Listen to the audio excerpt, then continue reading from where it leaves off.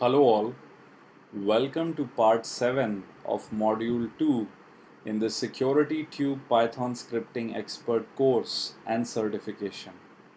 In this video, we will look at the subprocess module and how we can use that to our advantage.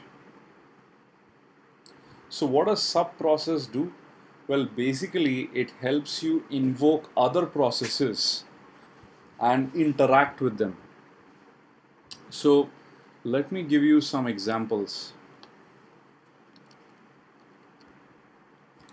Let's open our Python shell.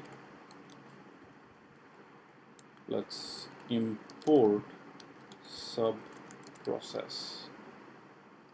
Now, if you want to just go ahead and execute a subprocess, you could, for example, type subprocess dot call and then basically pass it a list where you have the name of the program and the arguments which need to be given to it, right?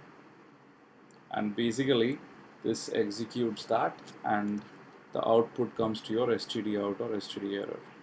Similarly, you could do a dump of the file listing,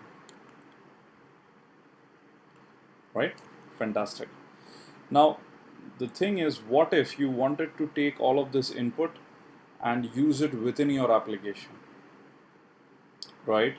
So this entire output which came from ls-al, maybe you would like to process it.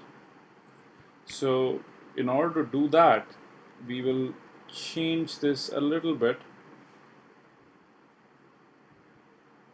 and basically use check output. Now when you do this, the entire output of that command is now passed back to you and you can use it for further processing. Fantastic. So just as an example, let's say lines equal, let's just copy this whole thing. Let's go up here and then let's just print lines 0. Of course, depending on exactly how the whole thing is formatted. So just to make this a little bit easier, let's just do a plain vanilla ls. And now let's look at line 0 and or basically let's just dump the whole thing. And what we need to do is strip this into line list, do a lines dot split based on /n, and now this actually gives you a list of all the files which were found when you did an ls. So this is an interesting way to use subprocess. One of the other variants is where you try and map the std in, std out and std error of the subprocess you invoke, and then so that you can use it inside your program to interact with it. So in order to do that, we actually use subprocess.open, popen. Let me show you. Let's say handle equals subprocess.open.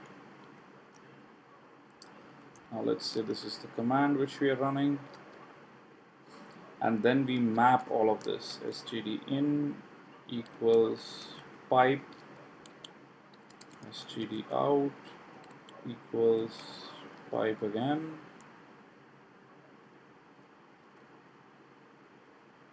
and then finally std error also equals pipe. So basically this will ensure that this would be mapped into our program space, and then finally we'll actually do a close fd is equal to true. Oops, pipe not defined.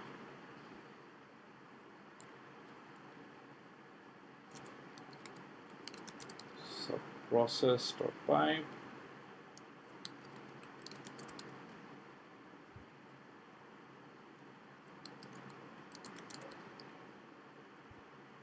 My syntax is correct, it should work.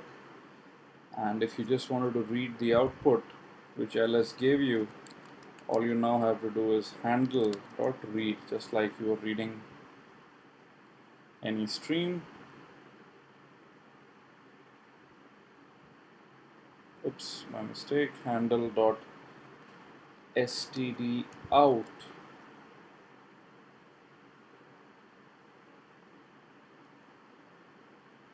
.read, and this basically gives you all of that which you need. Right? Fantastic. So now going back, we will actually use much of this popen stuff when we look at automation. What I want you to look at is there is an option in subprocess.call and check output where you can actually give shell equals true. Please let me know in the students forum why setting shell equal to true is a security issue. Now we've already seen the advanced usage using popen. That's all for this video.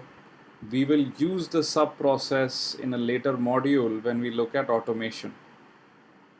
If you have any questions, please post them in the student forums. Have a great day ahead. Bye-bye.